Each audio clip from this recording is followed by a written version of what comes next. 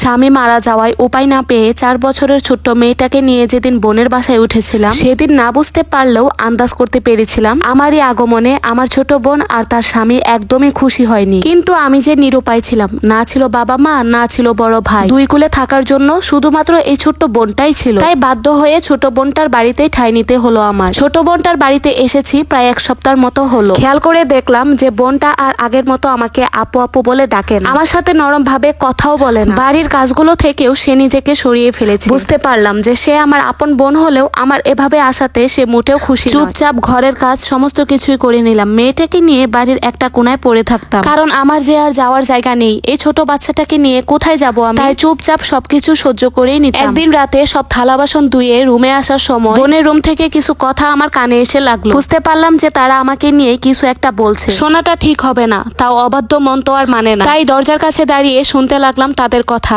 আমার বোনের স্বামী বলে উঠলো, তোমার বোন কবে আমার বাড়ি থেকে যাবে বলো তো? কতদিন হলো আমার বাড়িতে এসেছে, এখনো এই বাড়িতেই পড়ে আছে। তোমার বোনের জন্য এখন আমার এই বাড়িতে থাকতেও অসহ্য হয়। আর তোমার বোন আমার বাড়িতে আছে, যার কারণে আমার বোন আর তার স্বামী এখন আর আমার বাড়িতে বেড়াতেও আসতে পারে না। আমার বোনের শ্বশুর বাড়ির লোকেরা যদি এসব জানে তাহলে তারা কি ভাববে? এ কথা কি একবারও ভেবে দেখেছো? তখন আমার বোন বলে উঠলো, তুমি একটু আস্তে কথা বলো তো, আপু শুনতে পারবে। আর আমারও কি এসব ভালো লাগে বলো? কোথাও বের হলে কিছু করতে গেলে তাকে কৈফিয়ত দিতে হয়, তার উপর তো আমার সব জিনিস জামা কাপড় তাকে ব্যবহার করার জন্য দিতে হয়। তারপর আমার বোনের স্বামী আবারও বলে উঠলো, যত সব ঝামেলা, স্বামী মরেছে তাই বলে কি বোনের বাড়িতে এসে উঠতে হবে? শ্বশুর বাড়িতে কারো গলায় যেয়ে ঝুলতে পারেনি, আশেপাশে মানুষজন জানতে পারলে ছিছি করবে। তুমি তোমার বোনকে যত দ্রুত সম্ভব নিজের ব্যবস্থা করতে বলো। তারপর আমার বোন আবারও বলে উঠলো, এভাবে কি মুখের উপর চলে যেতে বলা যায় না? কেউ জানলে তো আমাদেরই দোষ দিবে। না পারতেছি গিলতে, না পারতেছি সহ্য করতে। ধুর, যত সব ঝামেলা আমার ঘাড়ে এসে ঝুলে। তারপর আর কিছুই শুনতে পেলাম না, হয়তো দুইজন ঘুমিয়ে পড়েছে। খেয়াল করে দেখলাম যে চোখ থেকে আমার 2 ফোঁটা পানি পড়তেছে। চোখের পানি মুছে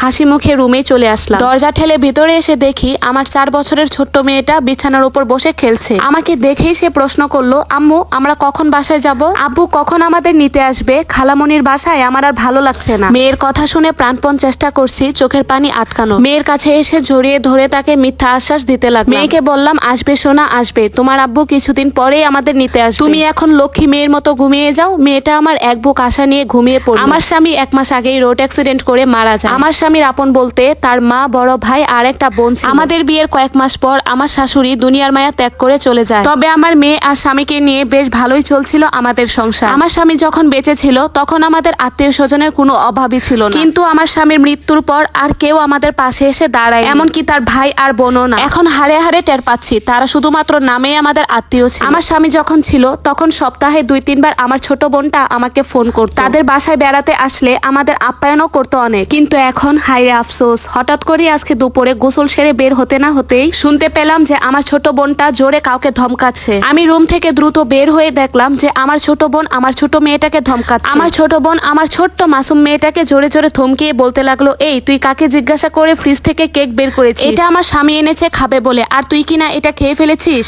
আজকে তোকে ছেড়ে দিলাম, কিন্তু আর কখনো যদি দেখি কাউকে না বলে তুই খাবার বের করে খেয়ে ফেলেছিস তাহলে তোর পিঠের চামড়া তুলে ফেলবো আমি। যত সব ঝামেলা। এই বলে আমার বোন আমার মেয়েটার হাত থেকে কেকের পিসটা নিয়ে ফেলে দিল ডাস্টবিনে। আমি সামনে এগিয়ে গেলাম না, ঠাই দরজার সামনে দাঁড়িয়ে রইলাম এক পলকে। আমার বোন চাইলেই কিন্তু আমার মেয়েটার হাতে কেকটা দিতে পারতো। এখন প্রায় বিকাল 3:30টার মতো। আমি আমার সকল জিনিসপত্র গুছিয়ে নিলাম। আর যাই হোক, যেই বাড়িতে আমার এই ছোট্ট মেয়েটাকে একটু কেক খাওয়ার জন্য কথা শুনতে হলো, সেই বাড়িতে আমি আর কখনোই থাকবো না। দরকার পড়ে মানুষের বাড়িতে কাজ করে রোজগার করে খাবো, তাও অন্যের উপরে আর নির্ভরশীল থাকবো না। আচ্ছা, টাকাই কি সব? টাকা ছাড়া কি কারোর সাথে সম্পর্ক রাখা যায় না? পরক্ষণেই মনকে বললাম যে হ্যাঁ, দুনিয়াতে এখন টাকাই সব। টাকা ছাড়া যে মানুষের কোনো মূল্য নেই, আমার স্বামীর মৃত্যু সেটা আমাকে চোখে আঙ্গুল দিয়ে বুঝিয়ে দিয়েছে। আমার ছোট বোন আর তার স্বামী চাইলেই কিন্তু আমাদের সাহায্য করতে পারে, তাদের সেই সামর্থ্য আছে, কিন্তু তারা তা করলো। বোনের স্বামীর কথা না হয় বাদই দিলাম, কিন্তু আমার বোন, সে তো আমার মায়ের পেটের ছোট বোন। আমার বোন এই দুঃসময়ে আমার সাথে এমনটা করতে পারলো। সে কিন্তু চাইলেই তার স্বামীকে বুঝিয়ে আমাদেরকে তার বাসায় রাখতে পারত, কিন্তু সে উল্টো আমার ছোট্ট বাচ্চাটার সাথে খারাপ আচরণ করেছে। মনের অজান্তেই চোখে পানি চলে আসলো। মনে মনে ভাবলাম যে ঠিক আছে, তোমরা তোমাদের টাকা নিয়েই থাকো, একদিন আল্লাহ তাআলা আমাদেরও সুখ দিবে। এই বলে ছোট্ট মেয়েটাকে নিয়ে জীবন যুদ্ধে নেমে পড়লাম। মানুষের এক সময় ভালো যায়,